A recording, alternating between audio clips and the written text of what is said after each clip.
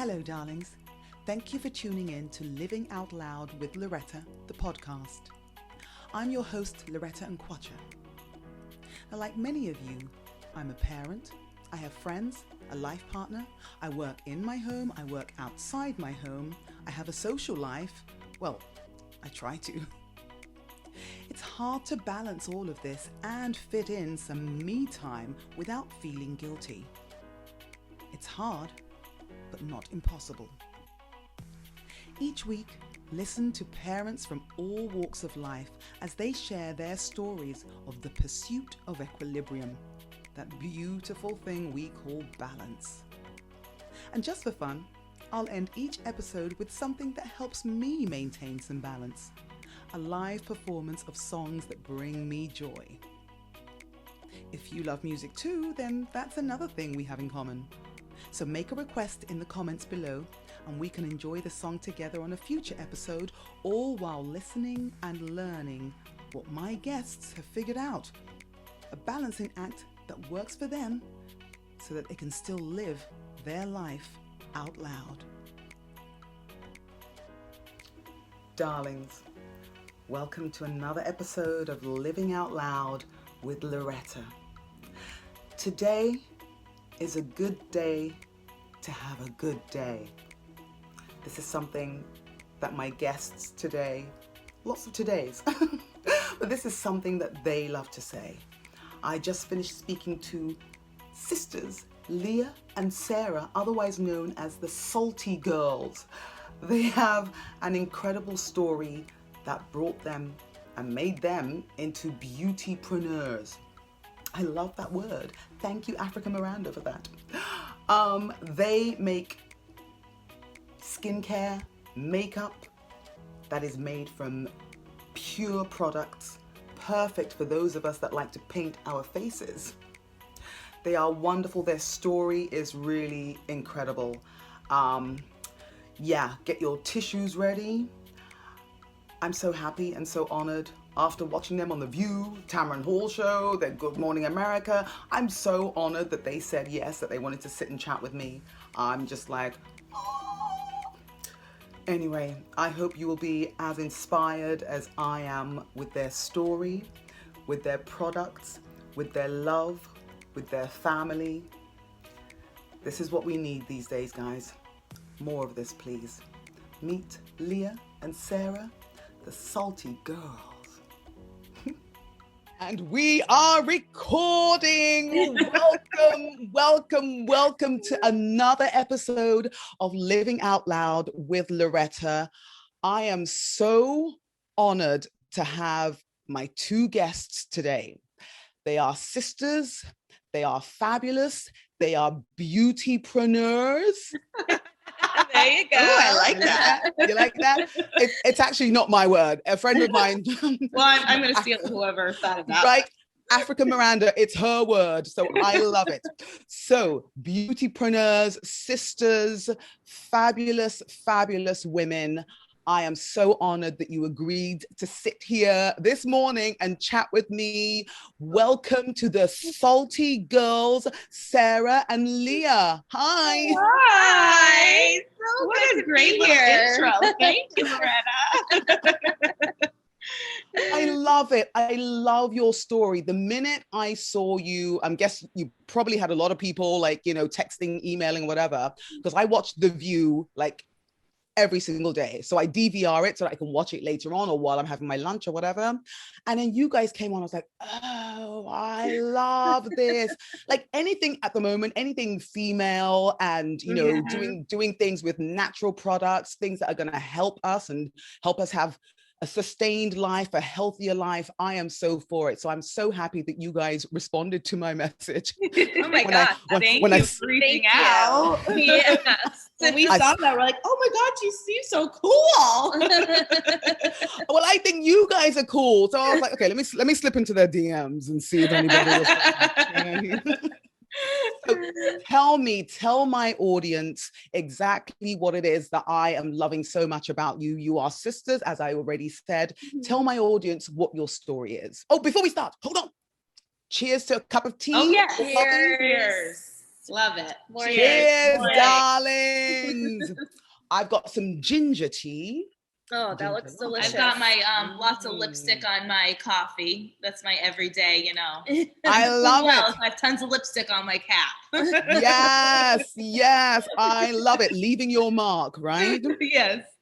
Okay, so for my listening audience, they may not be able to figure out which one is Leah, which one's Sarah, but for my viewing audience on YouTube, they will know. So the sisters, Leah and Sarah, take it away. All right. So Leah always makes me start when we tell our story. So I'm Sarah, and the story started a couple of years ago in 2015. I woke up and my arm rubbed against my breast and I felt a lump. And I was 36 at the time, and I was also 8 months pregnant with my second child.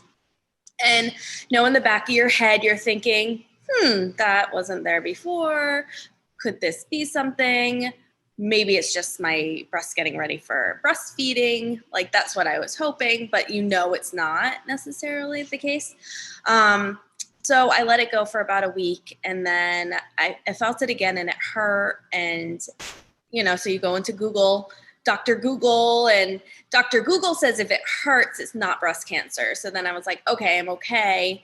But again, that nagging feeling came back to me again. And so Leah is an oncology nurse. All things cancer, call her. So I called her that morning and was just like, hey, I felt this thing on my breast. I don't know. It's like, you can feel it. Like, I don't know what to do. And she said, well, at that point in my pregnancy, you're seeing your doctor every couple of weeks. And so I was seeing my doctor that afternoon, and she said, you should bring it up to your doctor. And so I did. And my doctor said, I'm sure it's nothing, but we should get this taken a look at right away. And so that was a Tuesday. Wednesday, I had an ultrasound.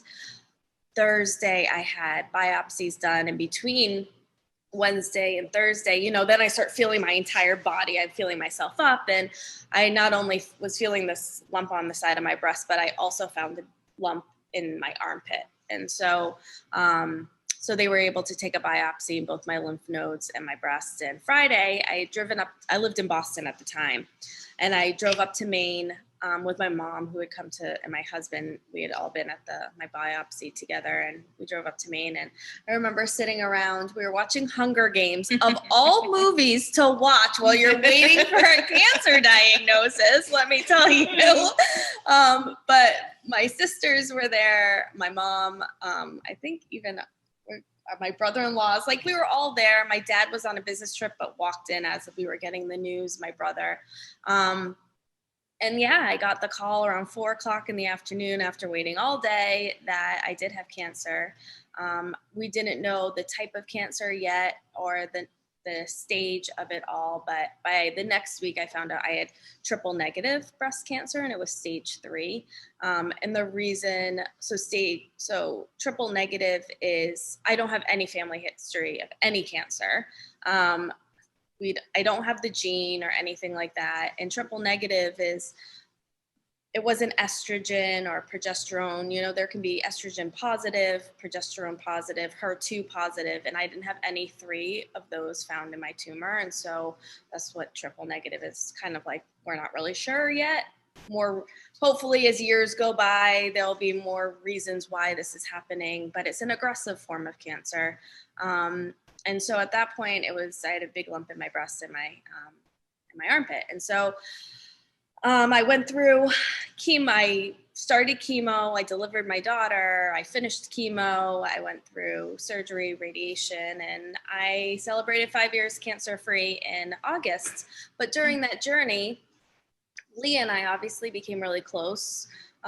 There's another sister in between us, and Leah and I are 6 years apart. And so it really gave us the opportunity to connect, and I really turned to her for a lot of information and support during this. And I have always wanted to have my own company. I have been in corporate sales and marketing my entire career. I have my MBA, and ultimately was like, all right, I'm not going back to corporate America after this. Like, what can we do? And so I went around to my siblings and was like, who wants to start a business with me? And I got turned down but Leah said yes. And we were kind of all over the place for a little while, but then like the aha, do you want to talk about? Yeah. Why we went green beauty. So our aha moment was when Sarah started losing her hair. Oh, by the way, my name's Leah. And I'm the other salty girl. So the aha moment was when I came over to Sarah's house and she was, just feeling pretty defeated and down.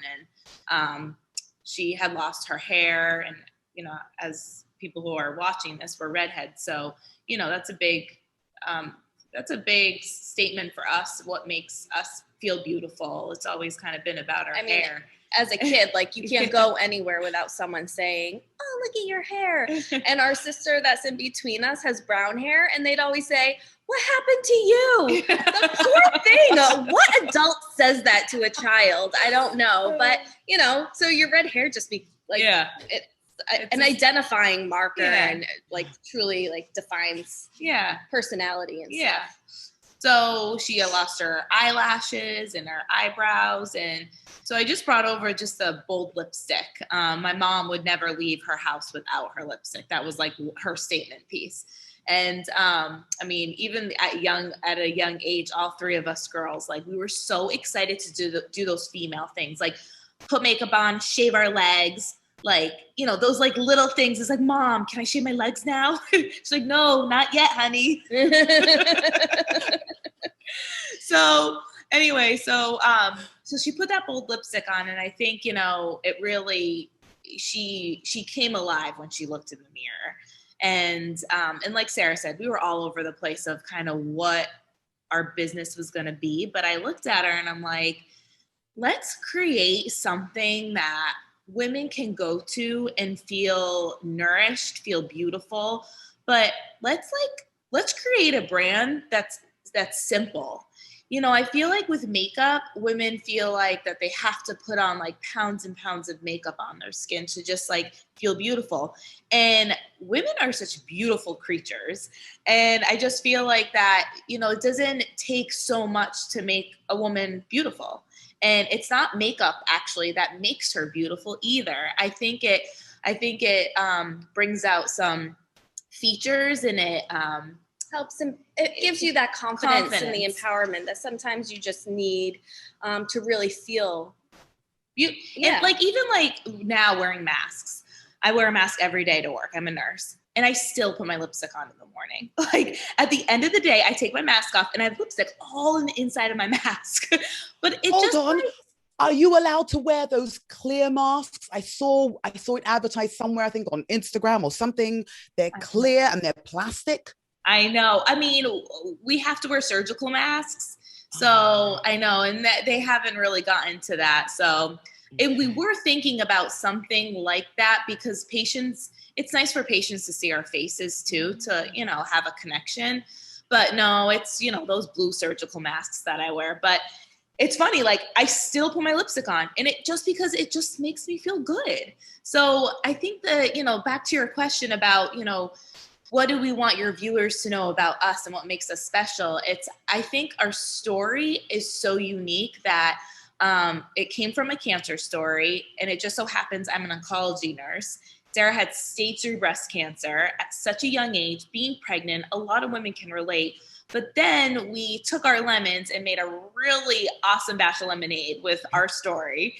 And we created a line that like women could relate to, but it's an empowering, beautiful, accessible. Yeah, that's great. And now I think 5 years out of Sarah's cancer story, we relate to all women now. It's not just a cancer brand, which I love, it's for all women. So, I think that's what makes us special. And specifically the brand, you guys are about making it clean, right? Mm-hmm. Tell me about how it is. First of all, why you chose to go with, something that will be clean and good for our skin. If we're going to wear makeup, if we want to, then make it as clean and, sort of healthy as possible. How did you come to that decision?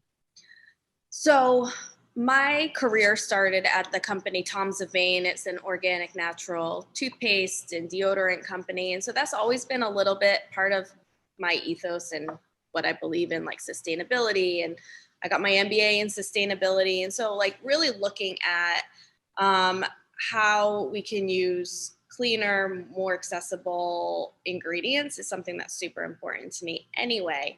And then you go through a cancer diagnosis and it's like, why did this happen to me? And there's so much information out there about chemicals and toxins, and I'm not saying that my mascara gave me cancer, obviously, but I think there's so many ingredients that can create beautiful, effective products without putting in all that crap. So that's really where we wanted to start, is we wanted to create. And when you're going through cancer diagnosis, like there's things that trigger a person, I think, to really like go down the organic green path. And for me, it was cancer. I needed control back in my life. And so figuring out what I could get rid of and how I could clean out anything so that this never happened to me again was super important. And I think it was super important for my sisters, because was this going to happen to them too? You know, like that, of course that's going through your head. And so we wanted to provide a product that really felt good and women didn't have to question about what it was ever going to do to them. You know, it's butters and minerals and things oils that feel really good on your skin, and look good too. Yeah, I think Sarah and I are less about the fear mongering and instead, you know, just talk about why we use certain ingredients and what they're good for and how they can make you feel beautiful. And if you were to go and use the conventional, you know, product that has all that, you know, stuff in it, you're going to look probably just the same, maybe even long-term effect, feel better with SaltyGirl. I mean, I know one of our customers, she loves our foundation and she's acne prone. She ran out of our foundation, so she went to the local drugstore and got something off the rack. Thank you. I need more coffee. And she started breaking out again. So she was like, oh my God, I need to order SaltyGirl. So, you know, it's just even making your skin, you know, feel, you know, look beautiful. And I love I can't remember where I read it, probably on your website or maybe on Instagram, but I loved just going back to, you know, the fact that wearing a bold lipstick, you know, you're going through chemotherapy, you lose your hair. There are so many people affected by cancer. This is like, it's the norm. There's no one that I know that is not affected. Unfortunately, my mother passed away from cancer and she went through similar things of their hair going, that whatever. And like, I was a bit younger, but I don't think I actually ever had the conversation with her. I'm like, how is that affecting your femininity? How are you looking at yourself in the mirror when you're looking and seeing your hair has gone, not by choice? You're not trying to make a radical statement. Do you know what I mean? Your eyebrows, your eyelashes, the things that, yes, we grow up seeing beauty, you know, the image of beauty is one particular thing. Now to have that taken away and you're sick and the fear of like, what's going to happen to me? It's I mean, I haven't been through it firsthand, but it's an overwhelming, powerful, scary, horrible place to be. So I love the fact that you were able to get some power back by putting on a bold lip, you know what I mean? And being like, okay, I see me, you know, I'm still there somewhere. It's fascinating, you know, the story of makeup in general. Like I'm staying at home with my kids, remote learning, whatever. So during the week, I'm not going anywhere near makeup. I come from a place of singing every weekend, you know, so I'm wearing makeup normally 4 or 5 days a week. Now I get 1 day, well now 2 days because it's a Saturday. And I love it. I love the process of putting makeup on and, you know, I don't like taking it off, but I love painting, you know, but I found my skin has been so much better with me not wearing makeup all the time. Right. I know. And at this age, I'm actually more confident now to go out with no makeup on than I was 20 years ago. Totally. Yeah. I know it is so interesting. Like, because Sarah and I, like, okay, we have a cosmetic line, but like, we're the two most like natural people, like same. Like, I love putting makeup on, but I love having no makeup on. Like, it's just like, it's, you know, it's so funny. But back to what you were saying about your mom and, you know, having those conversations. It's really interesting. I just had a talk with a physician I work with, and we did a presentation to physicians. And I'm not sure if your viewers know, but we're Maine based. So we live in Maine. And so I gave a talk with maybe 40 physicians. And it was about body image and how the effects it has psychologically on our patients when they lose their hair. And you know, how it was really nice to see it connect with the doctors, like, oh yeah, you know? So I just think it's so important to have these conversations more and more, because it's really not, and I'm speaking now a nurse, but it's so powerful for me to be able to give, I'm an infusion nurse, so I give the treatment. So, you know, I'm talking about side effects and drugs and all that. But then it's really nice to connect with women. I just had a woman yesterday who we do cold cap technology in our facility. It's a cap that women can wear to keep their hair. And so she's going through it, but she's still having a lot of thinning. And she was just so down about it. And I really like took a step back, and I'm like how she's feeling, you know, like just seeing her hair come out. And I'm in the bathroom with her, and you know, I'm cleaning up the sink after she left, and it's heartbreaking, you know?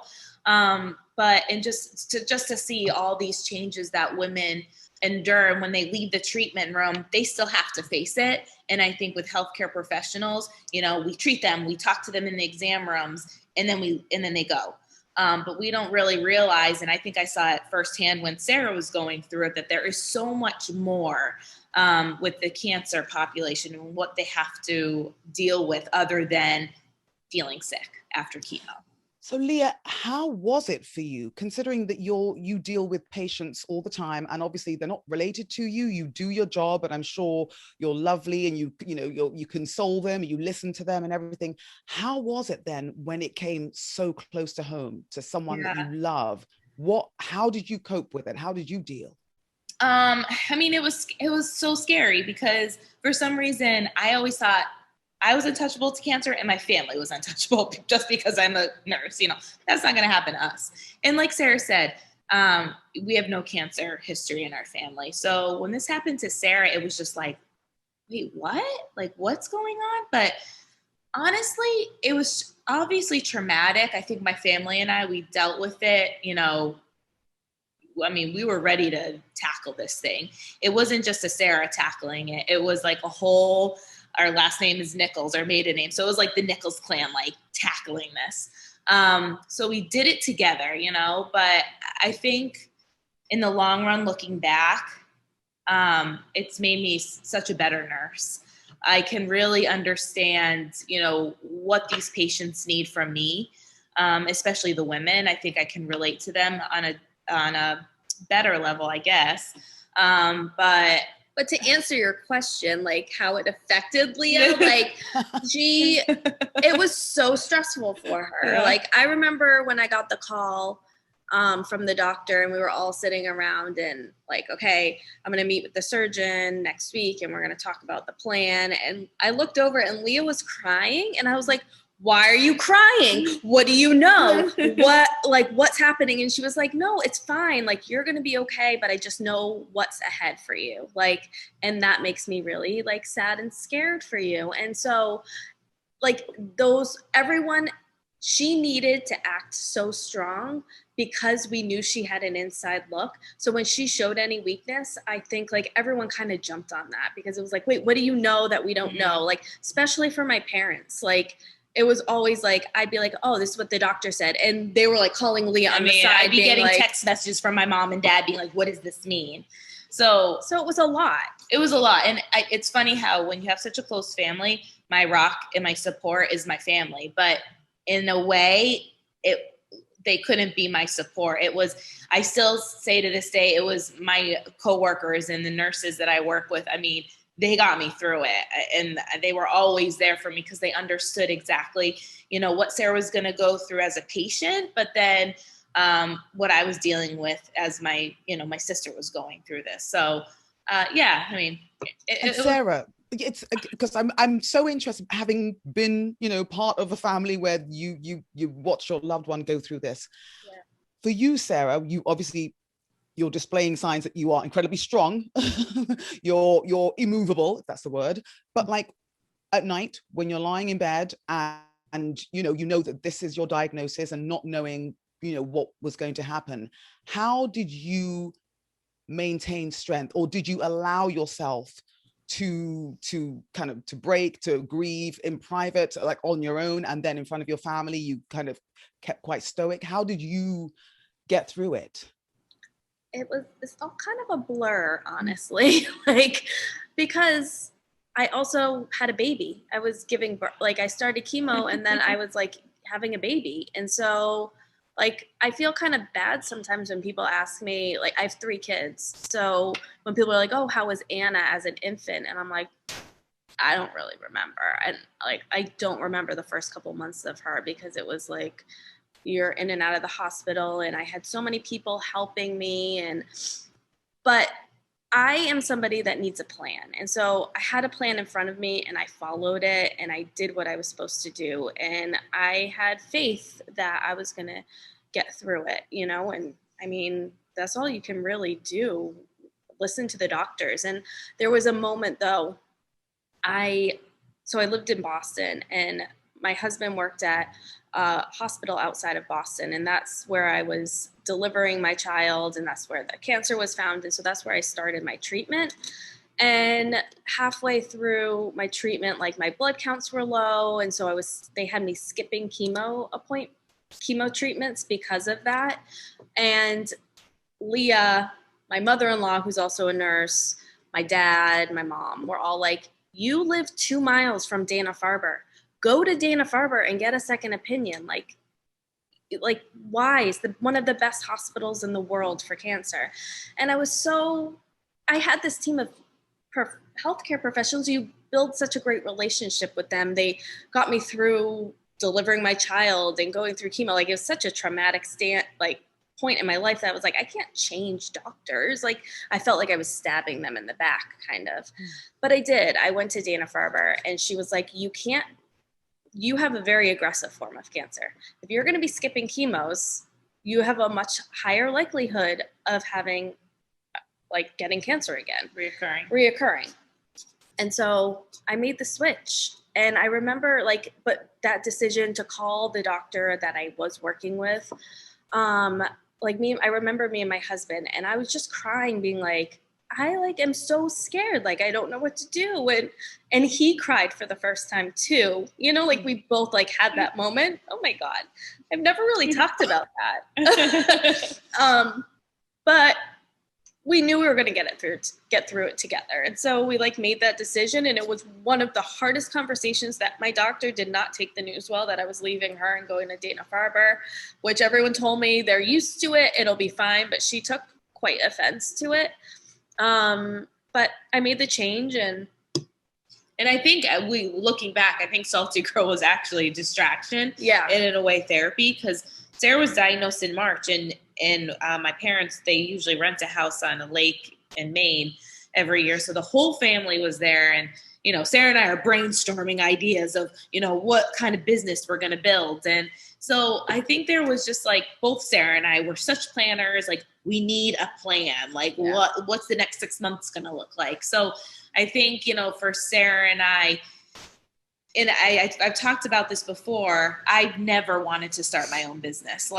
Nursing has always been my number one passion. But when Sarah came to me and asked me, I kind of did it because she needed me. She needed someone. She needed this for herself. And so I'm like, I'm doing this for her. I'm not really doing this because I want to start a business. But I'll just say yes to her just so we can, kick this off, and hopefully it'll fail. And here we are 5 years later, and I'm like, oh my God. So anyway, I love so much that, for whatever reason, whatever metal you have in your blood, all of you, the fact that going through chemo, knowing you've got cancer, and you're not sitting on the floor crying every single day. No, instead you're making a plan.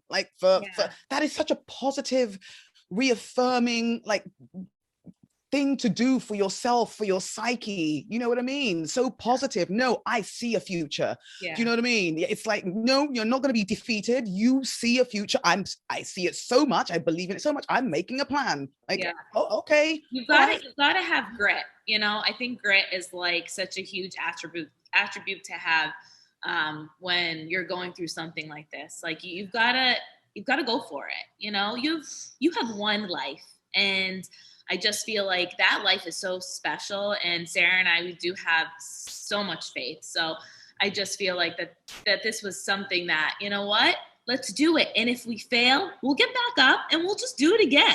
Like, and failing's great because when you fail, you understand, okay, that didn't work. So let's try this. So, and we have failed multiple times. So, good to know. That's good to know for other entrepreneurs who are, you know, it's like it might not work out the very first time, but you don't then pack in and go, all right, that's it, it's over. No. I always, you know, it's a 24-hour rule. Give yourself 24 hours. When you say, Sarah and I have had, I mean, we were just talking to someone else. We were at a local coffee shop. It was January of 2019, right? And I think so. And we were bawling our eyes out in a cafe because we had no money in the bank. I think we were negative. And we were like, what are we doing? We were all over the place. I kind of wanted out. Sarah, this is Sarah's like, I mean, that was Sarah's baby at the time. Now it's my baby too. But I mean, I was just like, I went to my parents' house after, and I was looking for someone to be like, just walk away, Leah. Like, you know, it's okay. It's self-funded. Sarah and I don't have crazy loans out, you know, just let's walk away. But my parents didn't give me that out, and I was so pissed when I left. They were just like, Leah, just stick with it. And I'm like, that's not what I wanted to hear. My husband wasn't telling me it. Like, no one was. So I'm like, it's like 24-hour rule. So Sarah, she called me up the next day. We met at the beach. That's like our therapy place. And she's like, what are we going to do? What's the plan? Like, let's think of a plan. And we did it. And here we are. Yeah. This is a lesson in faith, a lesson in perseverance. I mean, it's incredible. It really is for anyone. You must have had so many people go, oh my gosh, your story's so inspiring, so inspiring. I'm sure that wasn't your intention. you know what I mean? But no. This is incredible. Like, for you guys, who are your inspirations? Oh, well, that's funny. I mean, I feel like there's multiple people that inspire me on the daily, but Leah, well, I mean, you tell it so nicely. Well, I think the two people that inspire us, and don't worry, I won't cry because it's an ugly cry that I have. Do it, girl. Do it. I'll do it with you. I don't care if my makeup runs. I'm a fan of ugly crying. Go on. But I definitely think it's our mom and dad. Like, I think, and it's kind of so cliche, but if you've met my mom and dad, like, they're such young spirited go-getters. They had 4 children, and they've worked so hard to where they've gotten today that, I mean, they deserve everything, because I think there was a point in their lives that my dad left his job to start his own business. And, you know, my mom was as a social worker, she always worked, and such a hard worker. And they both together took that risk. When my dad left, he's an engineer and started his own consulting business. And I remember them telling me it was hard. We had no money either. Like, and we had 4 kids, but we took risks. And I think, you know, especially with a relationship, even a business relationship, you need that one person to take the risk, but then that one person to bring that person down a little bit. So I think my dad's the risk taker, and my mom is definitely the realist. But even like my dad will be like, take the risk, do it. You know, you'll always fall. You might fall short, maybe for a little bit, but you'll get there. So I think with Sarah, and I think with our mom and dad, I mean, from day one, they sat us down and they're like, let's do this. So when people think of SaltyGirl Beauty, yeah, it's me and Sarah's business, but it's a family business. I mean, our mom and dad, they were there. Our sister, she's like our therapist on the side because she's a social worker as well. Our husbands. I mean, our brother. But yeah, I think with our mom and dad, though, we saw it, or we were so young when this happened to them, but you know, they tell us stories that it's not hard. I mean, it's not easy, but, you know, but still just go for it. So I think they inspire us just to keep going every day, and let's see what happens in 10 years. And like you said, I don't know who said earlier on, but you have one life. Yeah. Do you know what I mean? This is a thing that I say a lot. You get one life. It's not a dress rehearsal. Right. So it's the face, there's my tattoo, face the fear and do it anyway. Oh, see, I love you know that. What I mean? It's like, if you fail, like you said, I will quote Lady Macbeth. If we fail, we fail. But you know, what's the worst that can happen? Seriously, you know, rather than being, if you get to be, you know, lucky enough to be able to know that you're taking your last breath, that's it. You're about to go meet your maker, lying there and going, oh, I should have done this. Oh, why didn't I do that? Oh, I would have if I could. No shouldas, no couldas, no wouldas. Just well, and that's what we have a tattoo. Yeah. Our tattoo is an arrow. And so when life pulls you back, wait for it and let it push you forward. Yeah. So, and all 4 of us siblings, we all got it when she was diagnosed. So all of us have it right here just to remind us about it. But yeah, totally. Like I mean, I count our blessings every day that we're able to do this, and looking back of our goals then and now seeing us on Good Morning America, the Tamron Hall show, The View. And it's so funny when, like, I mean, Sarah, like, I still work as a nurse, and Sarah is here doing this full time. And, you know, she carries a lot of the stress too. And so when she's like, I'm 3 soaps short, like lavender soaps for this order, like, and freaking out, I'm like, okay, it's just soap. It is just soap. We'll get it done.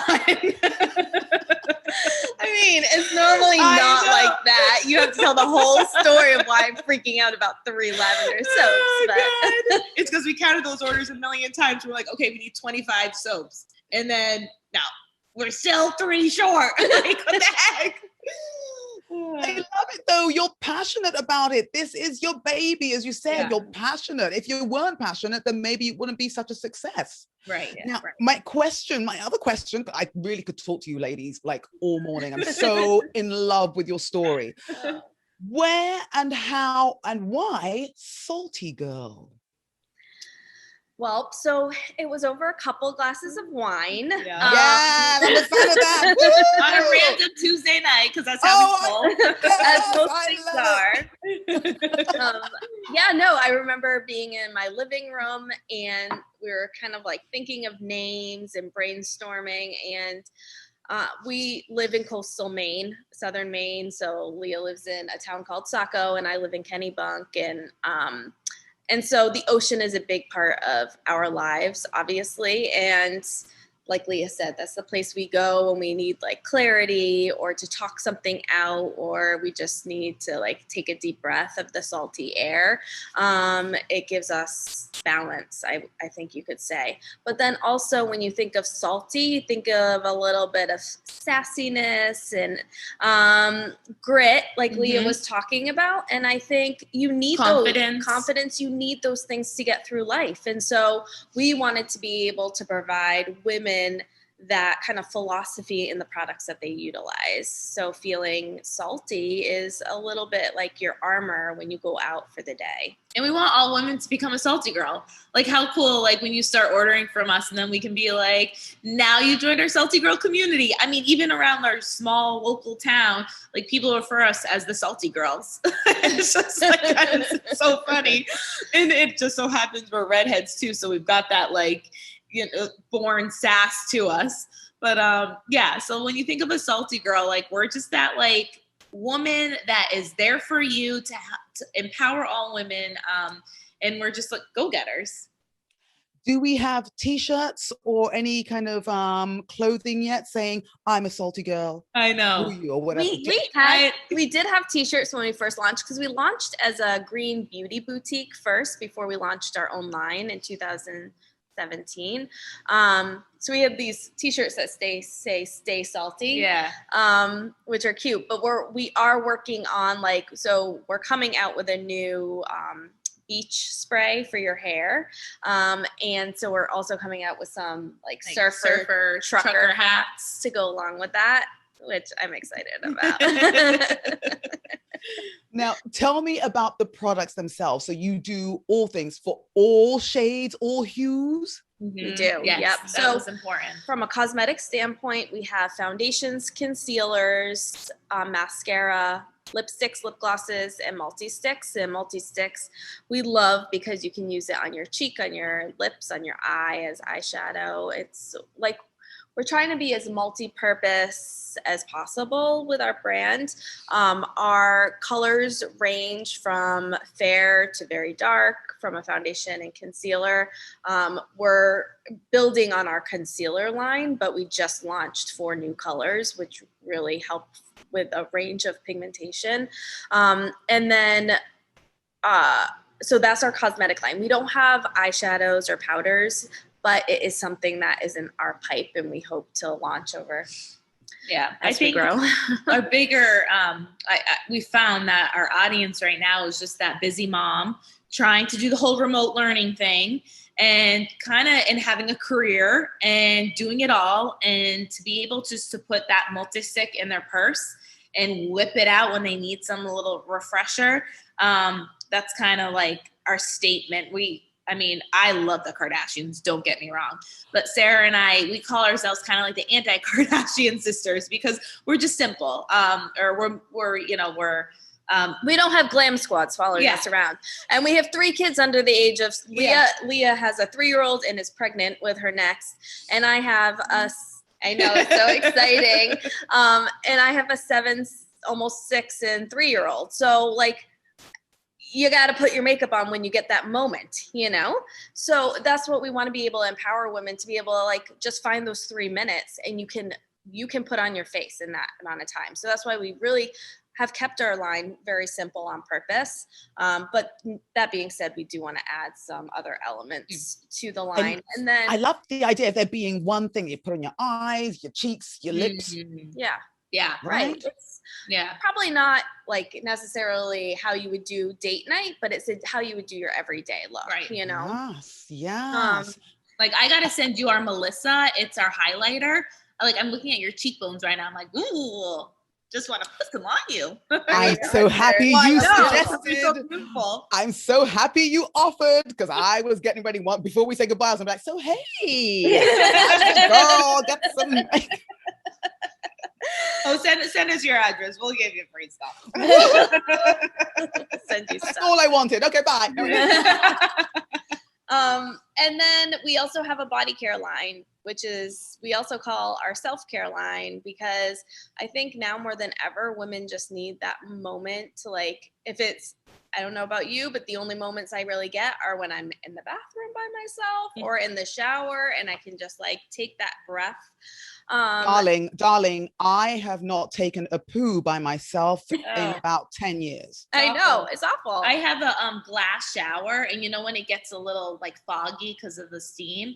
So now my little girl Lucy, she'll come in, she's like, "Mommy, can you wipe the glass off? I can't see you." And I'm like, wiping it off. I'm like, "Can you see me now?" She's like, "Yup," and just stares at me. I'm like, "Go see your daddy. I just need 2 seconds." Oh my God. Yeah.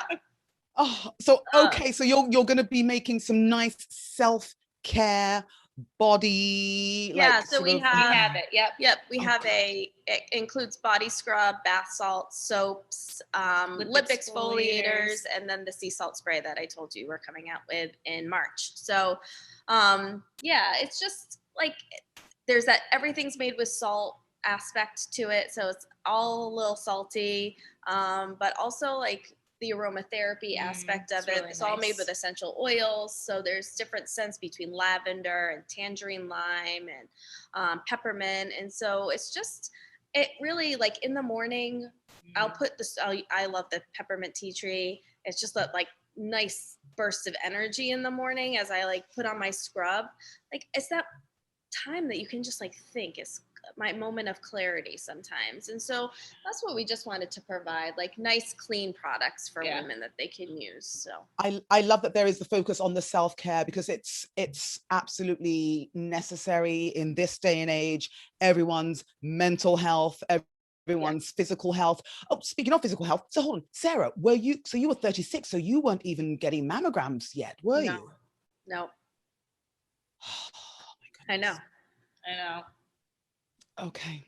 I'm gobsmacked. I'm so happy that it has turned out the way it has. And you really have turned lemons into amazing, amazing, delicious lemonade, which I cannot wait to drink some of.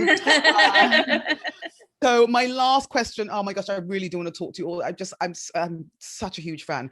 Okay, so last question, since my podcast is about balance or the pursuit of balance for parents, whether you're an entrepreneur or stay-at-home parent or whatever, how are you balancing it? You are parents, you're still an oncology nurse, Leah. Yes. You, Sarah, you're taking on the whole, pretty much most of the burden of running this amazing company. How are you balancing it with being wives, being mothers, and being, you know, bringing more babies into your family? How are you doing that? And are you able to still give yourself me time? So I was thinking about this earlier and yesterday because I'm not good at balance.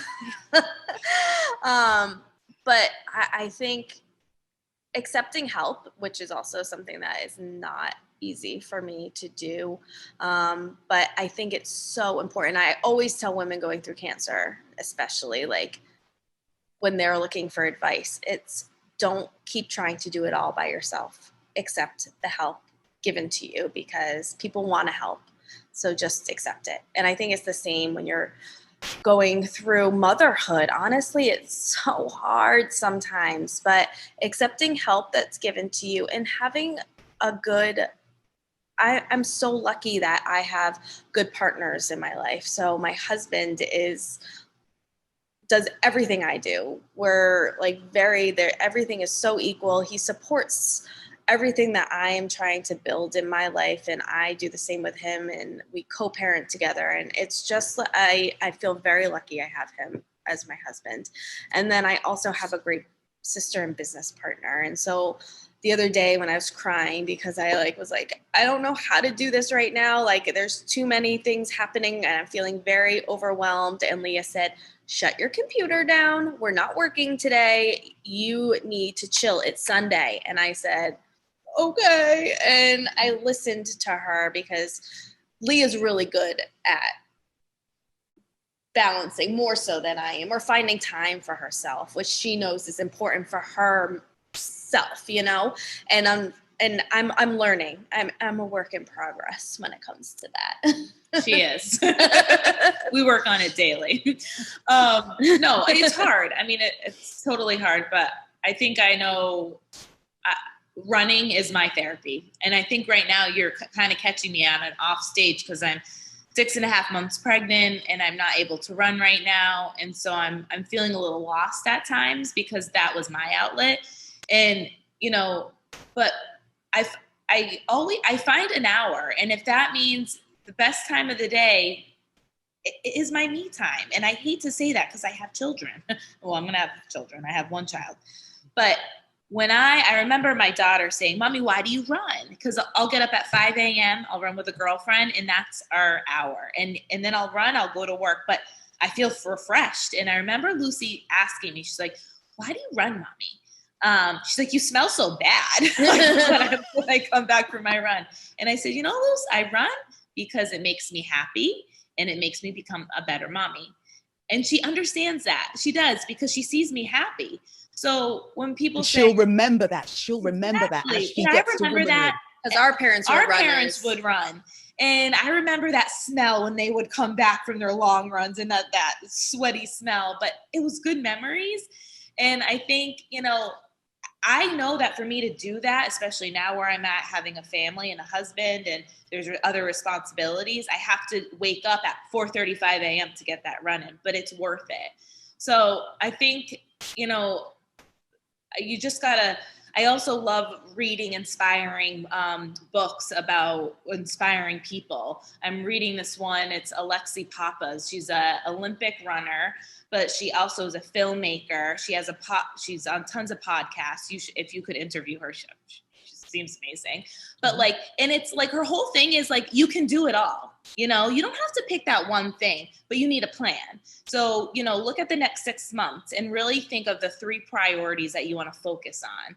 And, you know, I just had a talk with my dad. He kind of brings me down the ledge sometimes. And he's like, Leah, you got it, because he's all about balance. Like, he would be a great person to talk about balance. But yeah, and so he kind of is just like, you know, think about those 3 things and just focus on that.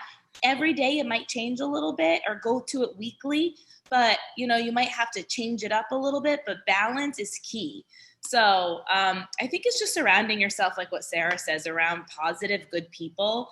And it's so hard to be negative right now and only think of the negative things just because of what our world is going through.